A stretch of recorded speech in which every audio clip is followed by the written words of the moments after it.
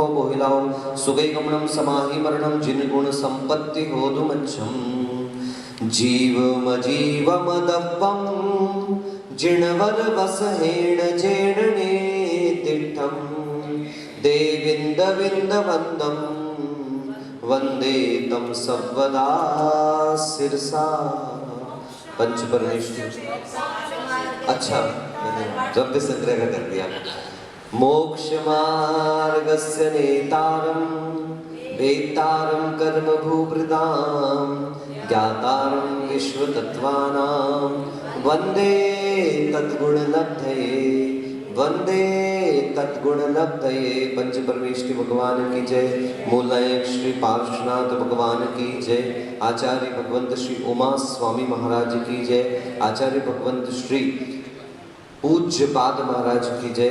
चारित्र चक्रवर्ती प्रथमाचार्य गुरु शांति सागर जी महाराज की जय। परम पूज्य आचार्य अभिनंदन सागर जी महाराज की जय। द्वादशांग जिनवाणी माता की सब क्रम से कक्षाएं तो सबके मंगला यद्यपि यद्यपि यद्यस्ति यदि अस्ति बनेंगे शब्द शब्द तो अभी बहुत मिलने वाले। चलो शुरू ही करेंगे, देखो बताते चले जाएंगे। अपनी पेंसिल से इसे टिक भी कर सकते हो चाहे तो। चलिए पहली लाइन में आपका आ रहा है इहि पुण्य पाप ग्रहणम च कर्तव्यम। बोलिए इहि पुण्य पाप ग्रहणम च कर्तव्यम। भाई हमने आपको 7 तत्वों के नाम कल बता दिए थे, उनकी विवक्षाएं पूरी बता दी थी, उनके सूत्र, उनकी व्युत्पत्ति अर्थ, ये सारे कुछ बता दिए थे। आज कह रहे हैं कि हमें इनमें पुण्य पाप का भी ग्रहण कर लेना चाहिए। वस्तुतः पुण्य पाप आदि को आश्रव के अंतर्गत ही स्वीकार किया जाता है, लेकिन फिर भी अगर हम इसको अलग से स्वीकार करते हैं, जो द्रव्यवान है द्रव्यवाची है तो उसे पदार्थ कहा जाता है। तो पुण्य और पाप चूंकि कर्म पुद्गलों से तैयार हुआ एक हमारे सामने गुण है, इस कारण से उसको पदार्थ के रूप में स्वीकार कर लिया जाता है। और 7 तत्वों में ऐड करने पर हमारे पास 9 पदार्थ इस प्रकार से बन जाते हैं। जीव, अजीव, आश्रव, बंध, संवर, निद्रा, मोक्ष, पुण्य और पाप। वस्तुतः 7 ही है, लेकिन फिर भी थोड़े से स्वभाव की विशेषताओं के कारण इनको यदि अलग से भी काउंट कर लिया जाए तो इसमें कोई विकल्प की बात नहीं। इस कारण 9 पदार्थ हो जाते हैं। नव पदार्थाः, देखो भाई, इति, हाँ आगे, इति अन्यैः अपि उक्तत्वात्, 2 हो गए। इति अन्यैः अपि उक्तत्वात्, एक तो इति अन्य बना है और दूसरा अपि उक्तत्वात्, ये 2 आ गए। अभी आज ही के सूत्र वर्णो यमसवर्णे न च परलोप्यः, इस सूत्र का प्रयोग ना कर्तव्यम, नहीं करना चाहिए भैया। क्यों नहीं करना चाहिए? तयोः आश्रवे बंधे च अंतर्भावात्, पुण्य पाप का आश्रव बंध रूप प्रक्रिया में अंतर्भाव हो जाता है। यद्येवं, ये देखो, यदि एवं, अभी तीसरा आ गया है ना, पूरे 10 शब्द नहीं हुए, तीसरा आ गया। यदि एवं आश्रवादि ग्रहणम अनर्थकम, ऐसा आप करते चले जाओगे तो आश्रवादि का ग्रहण करना भी अनर्थक हो जाएगा भाई। क्यों? जीवा जीवयोः अंतर्भावात्, जीव अजीव के संयोग से तो आश्रव बंध हो रहा है। तो हम एक काम करते हैं ना, आश्रव बंध को सबको किसमें अंतर्भाव कर देते हैं? जीव और अजीव में कर देते हैं, अलग अलग करने का। लेकिन नहीं, सबके अपने अपने गुण हैं, सबके अपने अपनी विधियां हैं। इस कारण से सबके नामोल्लेख, हाँ 7 से ऊपर कोई 8वां तत्व नहीं हो, ठीक है ना। पुण्य पाप में तत्व में अलग से स्वीकार नहीं करने का कारण क्या है? तो उसका जो भाववान शब्द जो बनता है, भाववाची बनता है, वो आश्रव ही बनता है, बंध ही बनता है।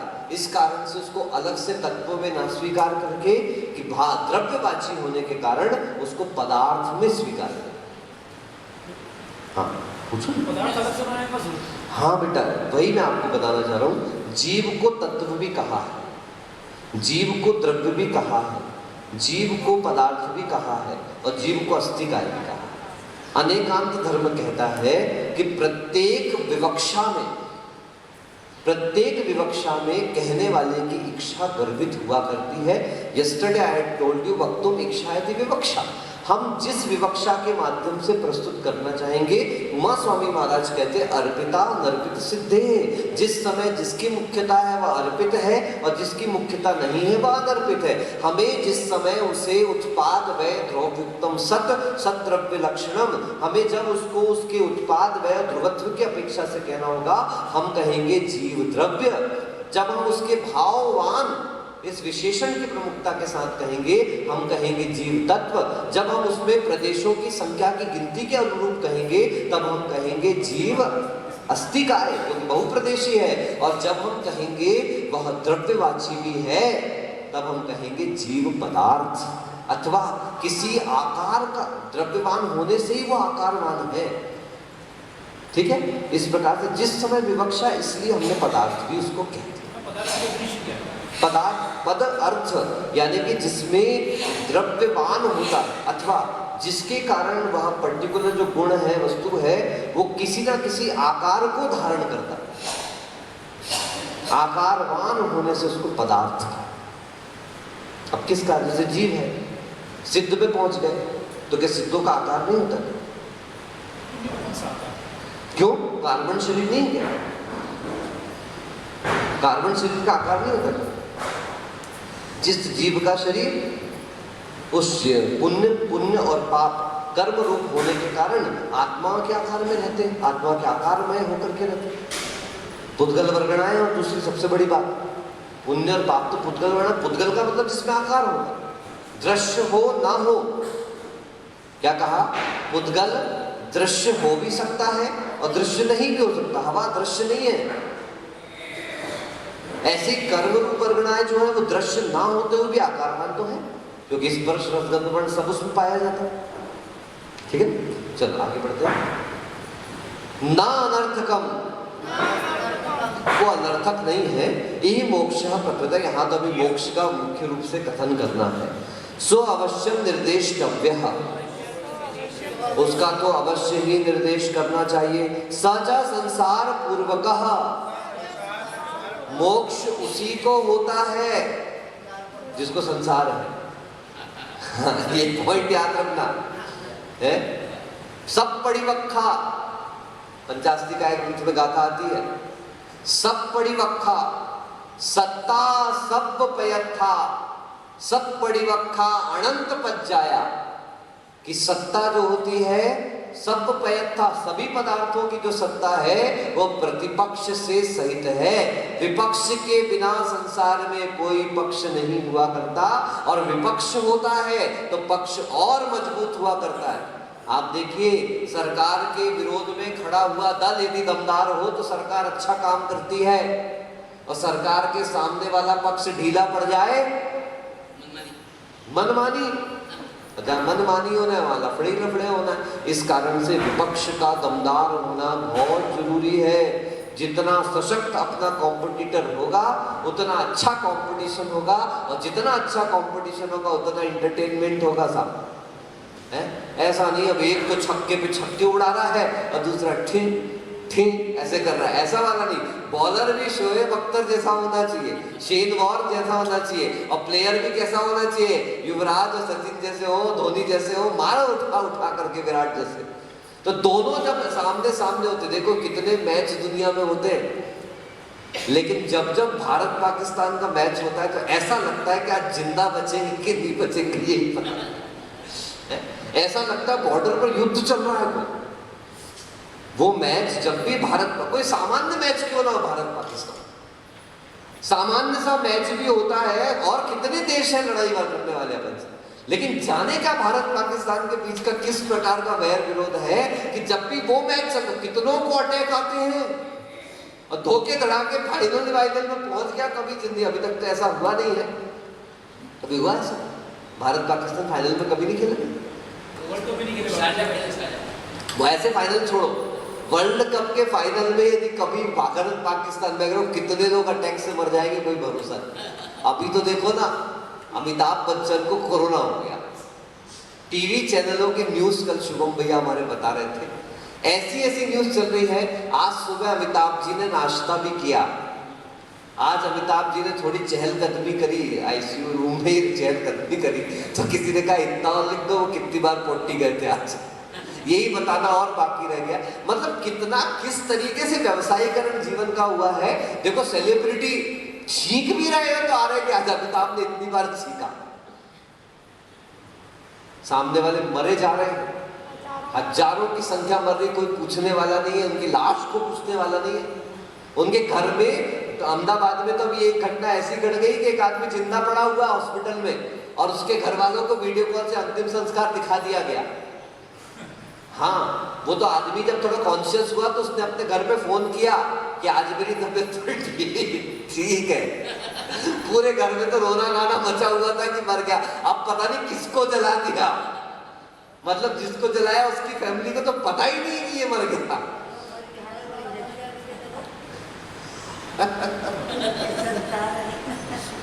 ये स्थितियां भैया, इसलिए बहुत सावधानियां सब तरह से रखें। क्या कहा जा रहा है इस प्रकार से यहाँ पर संसार पूर्वक ही मोक्ष होता है।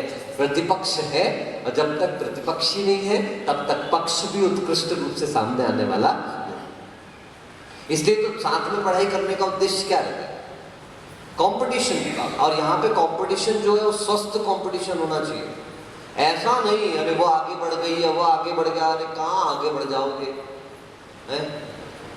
कभी ये सब भावनाएं तो अपने मन में कंपटीशन में लेके मत आना। आपको बताऊं, मेरा आचार्य के संघ से प्रथम बार चतुर्मास महाराज बंडा हुआ था सागर के पास। बंडा 750 घर की बड़ी दिगंबर जैन समाज है। कई साधु साध्वियां विभिन्न विभिन्न संघों में वहां से हैं। ब्रह्मचारियों की संख्या शताधिक रहती है वहां पर। मतलब हम आहारचर्या को निकलते थे, अगर एक राउंड निकले हैं तो 15 चौके 10 चौके रहते थे नॉर्मली, 2 महाराज 3 महाराज में।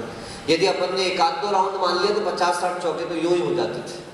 मतलब जितने व्रती थे सबके घर में कुएं, सबके घर में चक्की, सबके घर की व्यवस्था, सबके घर में 2-3 प्रतिमाधारी अम्मा बाबा जी तो है ही छे, तो ब्रह्मचारिणी या ब्रह्मचारी।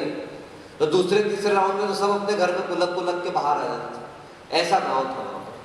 तो वहां पर जब हमारा प्रथम चातुर्मास, क्या बता क्या रहा था मैं भूल गया, विपक्ष की बात बता रहा। तो वहां पर क्या हुआ कि जब हमारा वर्षा योग हुआ उस समय जब अध्ययन चलता था तो वहां पर इसलिए विशेष हम लोगों का अध्ययन हो पाया क्योंकि वहां पर बहुत सारे व्रती प्रवास करते थे और उनके कारण जब एक दूसरी बहनें एक दूसरे को, और इतना अच्छा एक दूसरे को सपोर्ट करना।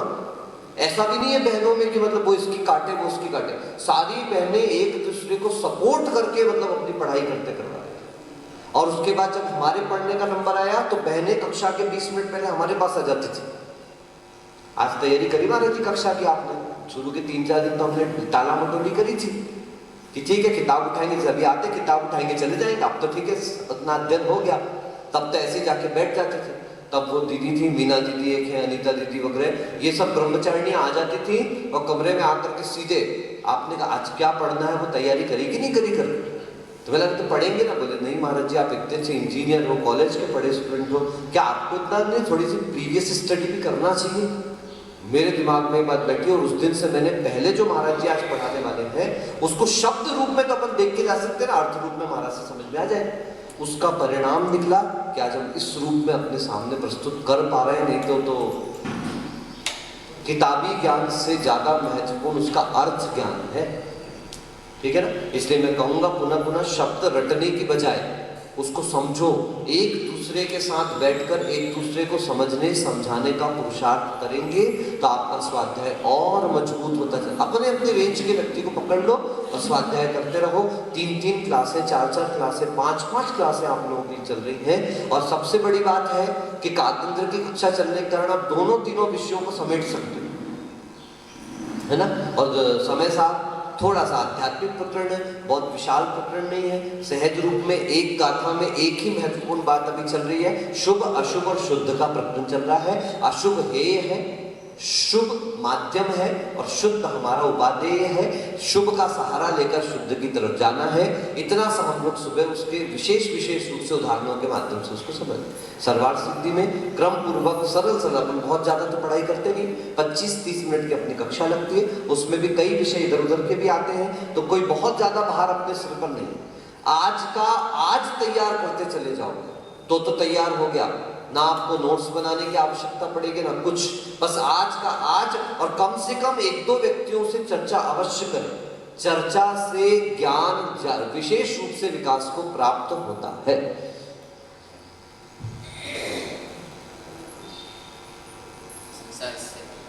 संसारस्य प्रधान हेतु आश्रवो बंधश्च।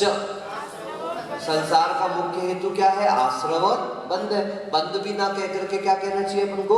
आश्रव कहना चाहिए, क्योंकि आश्रव बंध का हेतु है, आश्रव बंध का कारण है। परंतु आश्रव और बंध अनंतर समय में ही हो जाते हैं, आश्रव होके तदनंतर समय में ही बंध हो जाया करता है। मोक्षस्य प्रधान हेतु संवरो निर्जराच। और मोक्ष का प्रधान हेतु क्या है? संवर, और उसमें भी संवर प्रमुख रूप से 3 दिन से बार बार आपको एक ही बात कही जा रही है, संवर सहित निर्जरा ही कार्यकारी है। अतः प्रधान हेतु हेतुमत फल निदर्शनार्थत्वात् पृथक उपदेशः कृतः। पृथक उपदेशः कृतः। अभी पृथक उपदेश लिखा है, संधि तोड़ेंगे तो पृथक उपदेश आ जाएगा। पहला ही सूत्र व्यंजन संधि का अपन जब परसों पढ़ेंगे तो आ जाएगा आपके सामने, ठीक है ना। इस प्रकार से क्या कहा? प्रधान हेतु और हेतुमान, इनके फल को दिखाने के लिए प्रत्येक तत्व का अलग अलग बता दिया। प्रधान कौन है? संसार का प्रधान कौन हो गया? आश्रम और बंध, ठीक है ना। मोक्ष में प्रधानता किसकी है? संवर। उसका फल क्या है? मोक्ष। आश्रव बंध का फल क्या है? बोलो। और इसमें दोनों में हेतुवान कौन है? जीव। जीव अजीव के बिना थोड़ी ना आश्रव बंध होना है, जीव अजीव के बिना फिर संवर निद्रा होना है। तो वहां पर कारण तो अपना आश्रव बंध बनता है और कार्य होता है संसार। किसके ऊपर हुआ? करण कौन है? कर्ता कौन है? तो जीव अजीव हो, ठीक है। आइए आगे देखते हैं। दृश्यते ही सामान्य अंतर्भूतस्यापि विशेषस्य यथोपयोगम पृथक उपादानम प्रयोजनार्थम। देखो, सामान्य से दिखने में जो दिख रहा है वो बात अलग है, लेकिन कभी कभी हमारा किसी चीज का उपयोग विशेष होता है, ठीक है ना, तो उसका पृथक से भी कथन किया जाता है। फॉर एग्जाम्पल, आप सभी लोगों को क्लास में आना है भाई,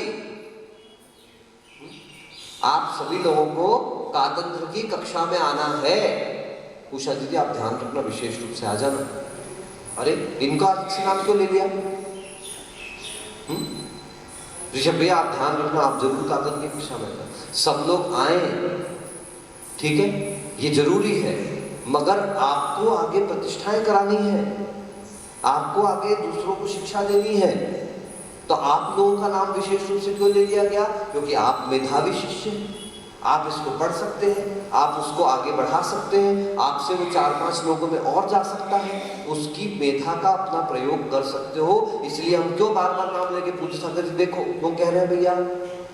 क्योंकि आपको इन चीजों का बहुत उपयोग होगा।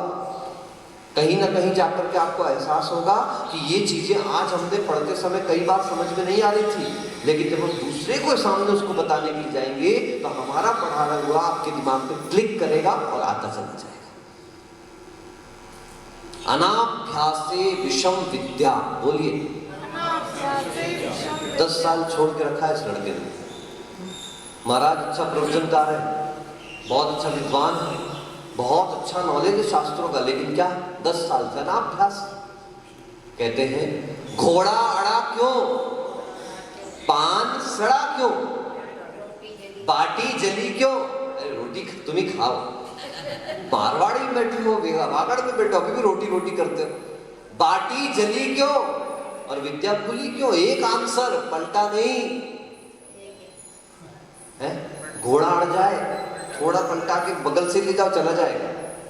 पान वालों को देखना, थोड़ी देर में पान का डिब्बा बदलते, टोकरी में रखते हैं, बदलते, उसको उल्टे पलटी करते रहते हैं, तो पान सड़ जाता है। एक दूसरे के ऊपर रखे रखे बार बार उनको पान सेटल करना पड़ता। ऐसी बाटी या रोटी या पापड़ जला क्यों? पलटा नहीं। और विद्या बोली क्यों? पलटी नहीं, रिवाइज नहीं किया। अनाभ्यासे विषम विद्या, करत करत अभ्यास के, जड़ मति होत सुजान, रसरी आवत जात है सिल पर होत निशान। कि जब रस्सी जैसा पतला मुलायम सा पदार्थ भी पत्थर जैसे कठोर पदार्थ पर निशान कर सकता है, तो अपनी बुद्धि पत्थर से गई बीती तो नहीं है। उदाहरण दिया, क्षत्रिया आयाताः सुरवर्मा पीति। क्षत्रियों को लाओ, क्षत्रिय आए हैं, सुरवर्मा भी आया है। अरे हमारे यहाँ विशाल मुनि संघ आया है, अनुभव सागर जी भी आए हैं, क्योंकि लोहारिया वाले अच्छे परिचित हैं। कितने साधु आए हैं? अरे 50 साधु आए हैं। अच्छा, अनुभव सागर जी भी आए हैं, सुंदर सागर जी भी आए हैं। क्यों भैया, इनका नाम अलग से क्यों लिया? लोहारिया वालों के खास खास महाराज हैं। ठीक है, इस प्रकार से किसी की विशेषता बताने के लिए उसका पृथक कथन भी किया जाता है। तत्व शब्दों भाववाची इति उक्तम।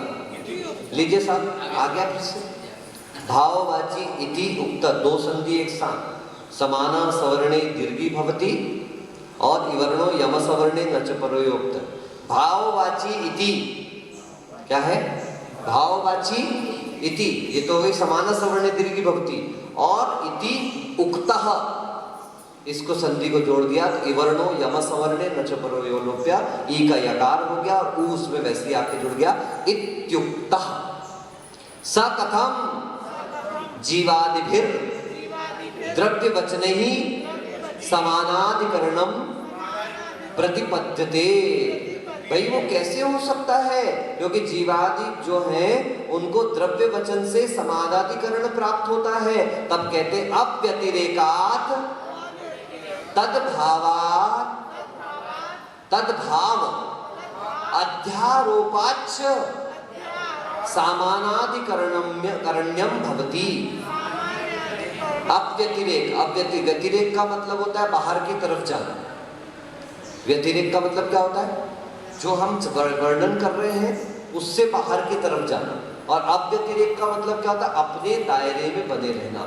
तो अपने दायरे में बने रहे तो तद्भाव, उसका जो भाव है उसका आरोप करने पर वह भाववाची भी बन जाता है और द्रव्यवाची भी बन जाता है। कल ही परसों अपन ने क्या देखा था? तत्व और अर्थ, इन दोनों को जोड़ देने पर हमारा भाववाची भी तैयार हो जाता है और द्रव्यवाची भी तैयार हो जाता है। अकेले तत्व नहीं, अकेले अर्थ नहीं, किंतु तत्वार्थ। यथा उपयोग एव आत्मा इति। बोलो, उपयोग मतलब आत्मा, उपयोग ही आत्मा है, क्योंकि आत्मा का लक्षण क्या है? बोलो, उपयोग लक्षणम। जो जिसका लक्षण का मतलब क्या होता है? उसकी पहचान, जो उसके अंश अंश में व्याप्त होता है उसको लक्षण कहा जाता है। लक्षण कभी एक देश नहीं होता। गाय का लक्षण सींग, गलत हो गया साहब।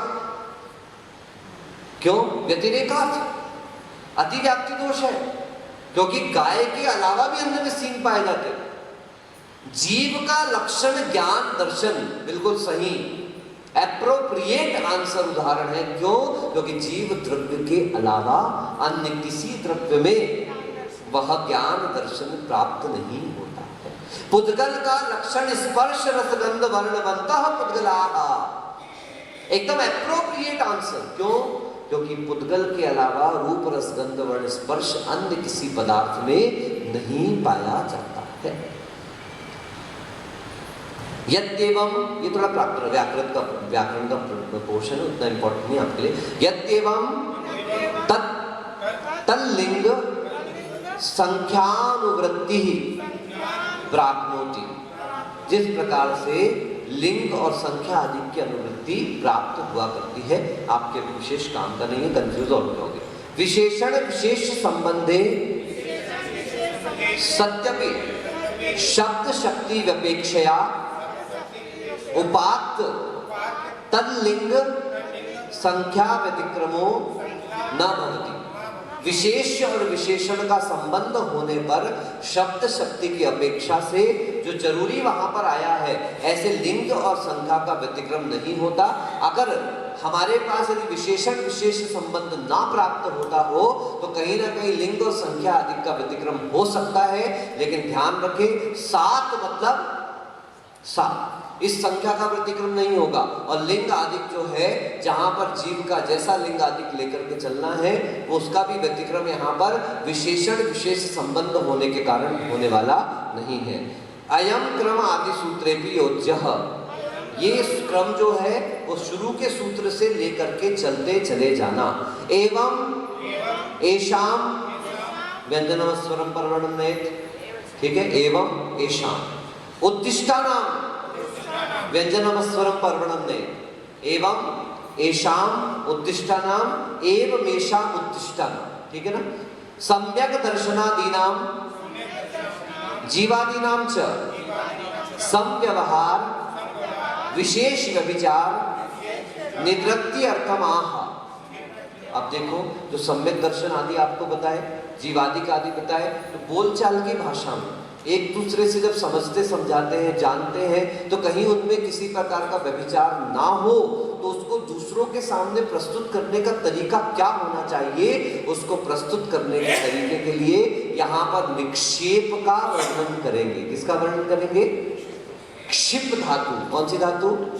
क्षिप धातु में नी उपसर्ग पूर्वक यह प्रत्यय दूसरा लग जाएगा तो बन जाएगा निक्षेप। क्या बन जाएगा बोलिए?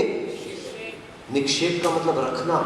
हम अपनी बात को दूसरे के सामने कैसे रखें, ये ऐसा सम्यक दर्शन होता है, उसको कैसा प्रस्तुत करें, उस प्रस्तुतिकरण के तरीके को क्या कहा जाता है? निक्षेप। निक्षेप और दूसरा शब्द समानार्थक है न्यास। आप करते ना, मंदिर का शिलान्यास, धर्मशाला का शिलान्यास, यानी पहली शिला को रखना, ये क्या कहलाता है? शिलान्यास, न्यास। तो यहाँ पर कैसे न्यास है, रखना है, तो बता रहे। नामस्थापना द्रव्य भाव तस्तन्यासः, नामस्थापना द्रव्य भाव तस्तन्यासः। एक साथ बोले, नामस्थापना द्रव्य भाव तस्तन्यासः।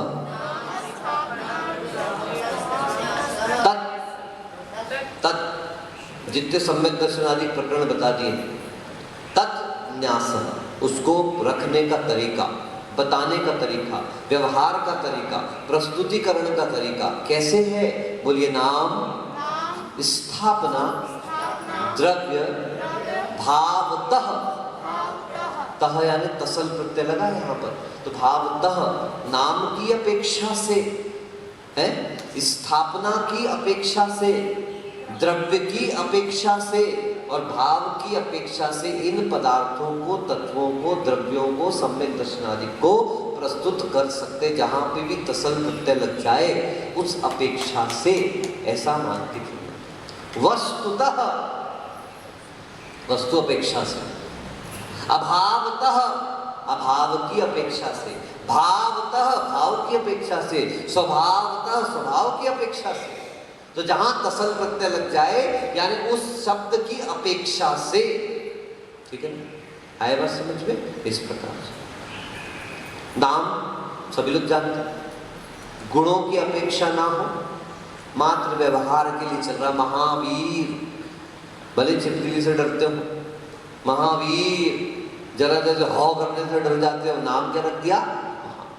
नाम है, गुणों की कोई अपेक्षा वहां पर नहीं। लोक व्यवहार में चल रहे नाम, गुणों की कोई विवक्षा। अमर, मर तो रहे भैया, भाई फूक दो तो मर जाए, है? कोरोना से देखो अच्छे अच्छे अमर समझने वाले मरे, पता ही नहीं चलता कौन कब किसकी क्या स्थिति हो जाए। अमर, स्थापना, नाम की कोई अपेक्षा नहीं है, लेकिन गुणवान उन संबंधी गुणों को स्थापित किया है। पदार्थ वो है या नहीं, रूप की अपेक्षा से नहीं है, रंग की अपेक्षा से नहीं है, स्वरूप की अपेक्षा से नहीं है, लेकिन हमने गुणों की अपेक्षा से उसको क्या कर दिया, स्थापित किया है। फॉर एग्जाम्पल जिनेंद्र भगवान की प्रतिमा, क्या वे भगवान हैं? नहीं, परंतु हां, वे वस्तुतः भगवान नहीं है, किंतु वे स्थापनातः, क्या स्थापनातः, स्थापना की अपेक्षा से, वस्तुतः ना, स्थापनातः भगवान, वही भगवान मान लिया है, स्वीकार कर लिया है। अब वो स्थापना दो प्रकार की, तद आकार, संधि हुई है, व्यंजन संधि, तद आकार, अतत आकार। चावल के दानों में, लवंग में, पुष्प में ओम ह्रीं पार्श्वनाथ जिनेन्द्र अत्र अवतर अवतर सम्मोष्ट आवाहन, ओम ह्रीं पार्श्वनाथ जिनेन्द्र अत्र तिष्ठ तिष्ठ ठठ स्थापना, ओम ह्रीं पार्श्वनाथ जिनेन्द्र अत्र मम सन्निहतो भव भव षट सन्निधिकरणम्। ऐसे अन्य पदार्थों में जो साकार रूप नहीं है, उसमें विभिन्न प्रकार के गुणों की स्थापना करना अतदाकार स्थापना है, किंतु पत्थर पाषाण आदि में, धातु में उस रूप को बनाकर उसकी स्थापना करना तदाकार स्थापना। इसलिए ड्राइंग वाइंग मत बनाया करो। क्या कहा, चित्रकर्म का निषेध है साधुओं के लिए। किसी की भी ड्राइंग बनाए, किसी का चेहरा बनाया, किसी का फेस बनाया, पीछे मिटाया। आटे का मुर्गा भूलना नहीं कभी, हमेशा हर क्षण याद रखें आटे का मुर्गा। लाइट जला दो, लाइट बंद कर दो, है ये कर दो, वो कर दो, ये सब अपने कार्य नहीं है।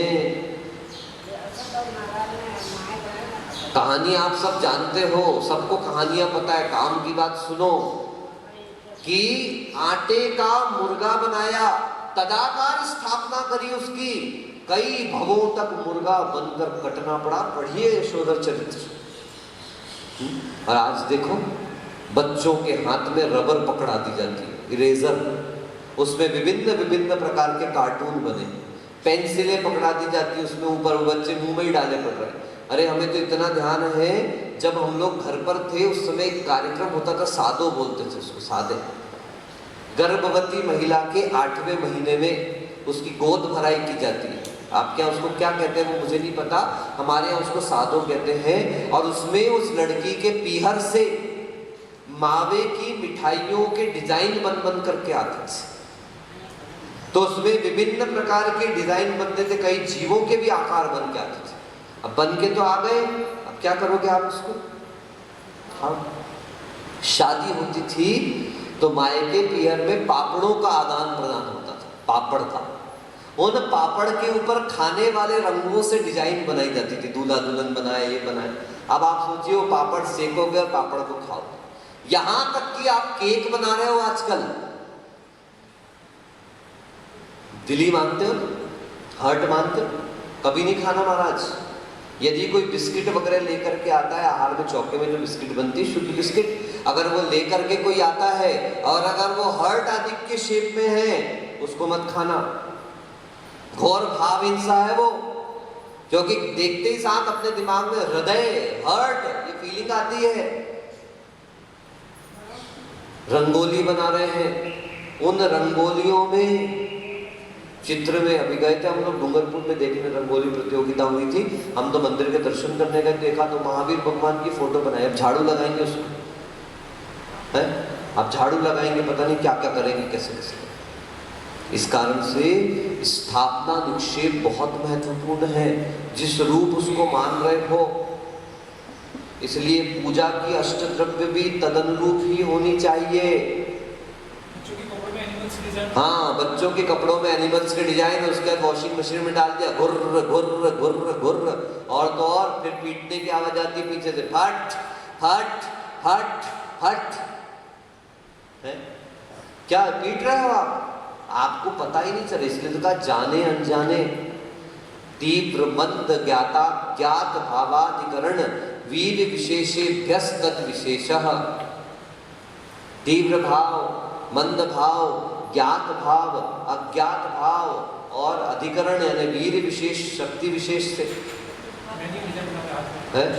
मेहंदी की डिजाइन हाथ में बन रही है, अब तो टैटू बनने लगे हैं, उन टैटूज में भगवान की फोटो बनती है, टैटूज में भगवान के नाम बनते हैं आदि आदि, और वो लेफ्ट हैंड राइट हैंड, कोई मतलब नहीं क्या क्या कैसे कैसे कर।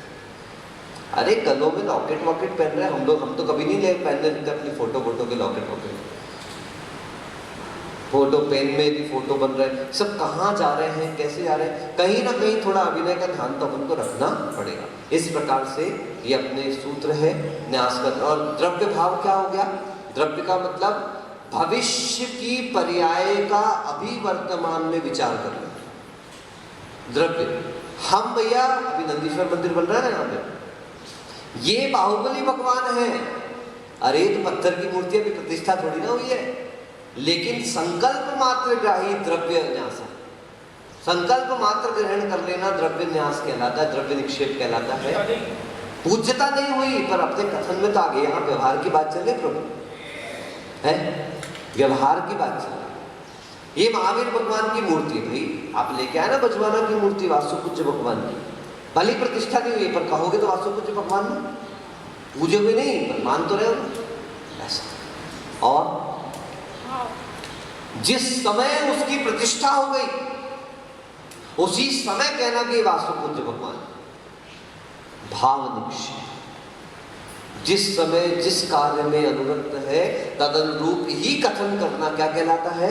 भाव निक्षेप। ऐसे नाम, स्थापना, द्रव्य और भाव की कथन देख लेंगे आज हम।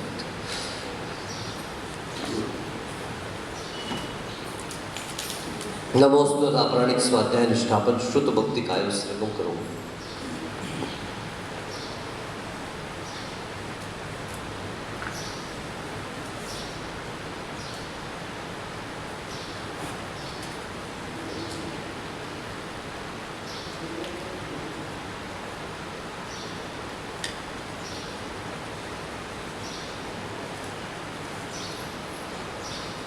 कोटिशतं द्वादश चैव कोट्यो लक्षाण्यशीतिस्रेधिकानि चैव पञ्चाशदष्टौ च सहस्रसङ्ख्यमेतच्छ्रुतं पञ्चपदं नमामि। अर्हन्तवासियत्थं गणहरदेवेहि गन्ध्यं सम्मं प्रणमामि भक्तियुक्तो सुदृढाणमहो वहिं शिरसा इक्षामि वन्दे सुदबत्ति कांसो कौतसालुच्यो अंगोभंगपैन्य पावणे पर्यं सुत प्रणमामि उपभोगचूलिया चैव सुतथैत्विदं कायं शरणिक्षकालम् अंचेमि पूजेमि वन्दामि नमंसामि दुःखकौकमको बोहिलां सुवेगमनं समायि मरणं जिन्गुण सम्पत्ति होतुमज्जं यदर्थमात्रा पदवाक्यहीनं मया प्रमादाद्यदि किञ्चनोक्तं तन्मेक्षमित्वा विदधातु देवी सरस्वती केवल बोधलब्धिं। बोधि समाधिः परिणाम शुद्धिः स्वात्मोपलब्धिः शिव सौख्य सिद्धिः चिंतामणिं चिंतित वस्तुदाने त्वां वन्दमानस्य ममास्तु देवी। द्वादशांग जिनवाणी माता की जय। आचार्य श्री अभिनंदन सागर श्री महाराज की जय।